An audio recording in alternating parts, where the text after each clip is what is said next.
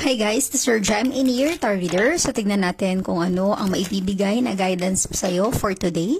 Just a reminder, this is general reading.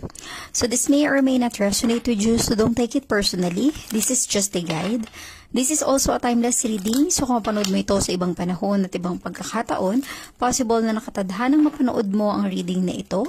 Maaaring mga advice and messages na mapupull out natin ay makatulong sa iyong sitwasyon.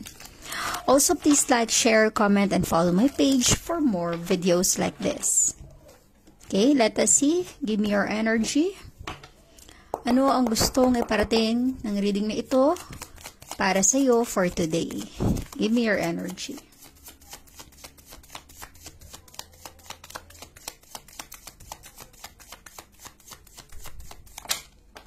Wow. You have the Ace of Wands. Okay. The Ace of Wands, posibleng ikaw ay connected with a fire sign energy. Aries, Leo, and Sagittarius. Ang iba sa inyo ay maaaring fire sign at posibleng may letter A sa pangalan mo or letter A sa pangalan ng taong involved sa'yo. But Ace of Wands is all about your passion. Okay? Your inspiration. Something na para bang gustong mong gawin, gusto mong simulan, you are excited about it. Particular man yan sa trabaho mo, sa business, or sa love life. Ito ay nagbibigay sa'yo ng excitement. Ikaw ay motivated, di ba? Yung tipong gigising ka sa umaga na para bang meron kang inaasahan, something like that.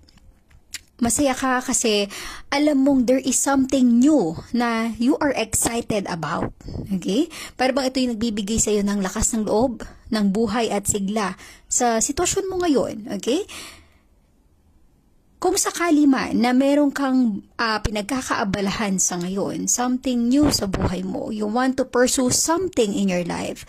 Okay? This is some kind of a passion. Kumbaga, talagang gusto mo to, talagang nais mo.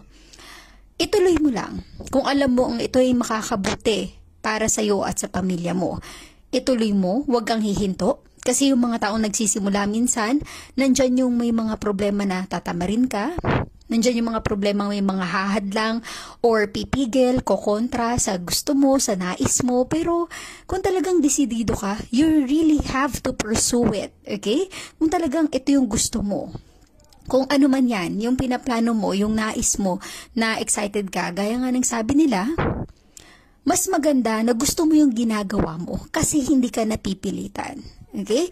Hindi ka makakaranas na tinatamad ka or para bang nagdadalawang isip ka or may doubt ka, may hesitation. No, hindi mo maranasan yung mga ganong feeling kasi gusto mo to nais mo to, masaya ka dito. Okay? Kung ito ay sa trabaho, excited kang pumasok. Okay? Gaano man kalaki or kaliit yung sahod, okay lang. Kasi gusto mo Gusto mo yun. Masaya ka doon. Okay? Ganon din sa business. Nagsisimula ka pa lang, kahit konti pa lang yung customer mo. Pero kung gusto mo yung product mo, kung gusto mo yung binibenta mo, paniguradong darating ang panahon na magkakaroon niya ng magandang outcome o resulta. Ganun din sa love life, okay?